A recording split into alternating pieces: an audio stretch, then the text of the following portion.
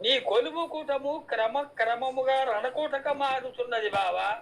పదుగురు ఉండగానే నా చెప్పబో పలుకుల నాలింపుము. చెల్లియో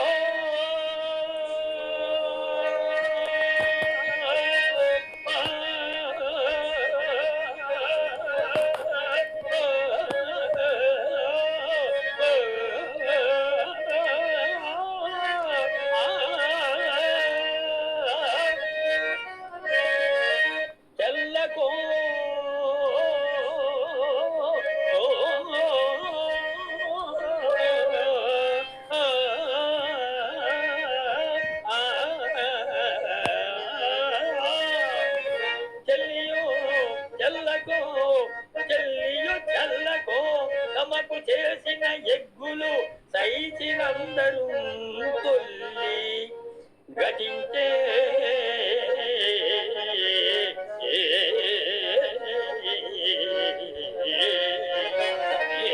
ఏడు నరుదూతగవంపిరి సంధిసేయ ఈ పిల్లలు పాపలు ప్రజలు ఎప్పు వచింపగా పొంగు చేసడో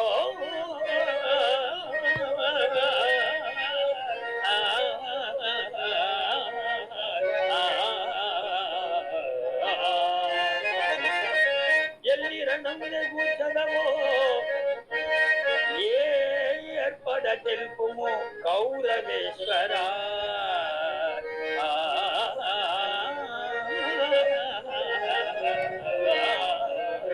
పలుకుట ఏగని మహామహితాత్ముడు అజాత శత్రువే అలిగిన నాడు సాగరములన్నయు ఏకము కాకపో. బావా, ఈనాటి ఈ సభా విశేషముల తిలకింపగోరి నానా దిక్కుల నుండి న్యాయవేత్తలైన పెద్దలు అనేకులు వచ్చి నా మాటలు శ్రద్ధగా ఆలకించుతుండేది. రారాజు అయిన నీవు నా మాటలు పెడచెవిని పెట్టుకుంటివి. 13 సంవత్సరాల క్రితము మీ సభా భవనములో జోదములో సర్వ సంపదలు కోల్పోయిన ధర్మరాజు న్యాయమున కొడంబడి 12 సంవత్సరములు అరణ్యవాసము, 1 సంవత్సరం అజ్ఞాతవాసము తెలిపి ఎన్నో కష్టములు అనుభవించి తమ తండ్రి పాండురాజు పాలికై పోరాడదాలియు బంధునాశమునకు జంకి 5గురకు 5 చాలును అని వారడుగుతుండ అందులకు పాండవులను అసమర్థులుగా నుంచి యుక్తాయుక్త విచక్షణ తారతమ్యములు లేక ఎదుట శక్తిని గ్రహించక నీ శక్తి నీ ఎరుగక దూతగా వచ్చిన నా మాటలు లక్ష్య పెట్టక కులవృద్ధులకు భీష్మ ద్రోణ కృప అశ్వత్థామ ప్రముఖుల శాంతి వచనములు లెక్క చేయక ఐశ్వర్యముదోన్మత్త దురహంకారము చే కన్ను మిన్ను గానక పాండవులకు 5 నిరాకరించిన నీవు నీ మిత్రుడు కర్ణుడేమని పలికెను.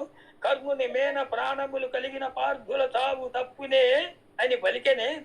నిన్నగాక మొన్న ఉత్తర గోగ్రహణమున భీష్మ ద్రోణ కృప అశ్వత్థామ ప్రభృతులు నీవు నీ ప్రాణమిత్రుడు రాధా గజ పద తొరగుతులతో ఉత్తరని గోవు మొదలింపగా ఏకైక వీరుడుగా వచ్చిన పార్థుడు మిమ్ములను చిట్టుగా నోడించి మీ తలపాగలు బొమ్మపట్టీలకు కత్తిరించి ఎత్తుకుపోయిన మాట జ్ఞప్తిలేక ఇవి ఎన్ని మరచి కర్ణుని మేర ప్రాణములు కలిగిన పార్థుల చావు తప్పునే అని కోరమీసములు మెలివేయుచున్నట్టి కర్ణులు 10 అని నొత్తురు సత్తురు రాజరాజ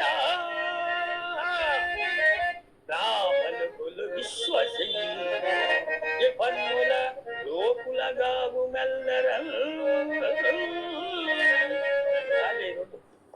ఆ డైలాగులే మళ్ళా విశేషం.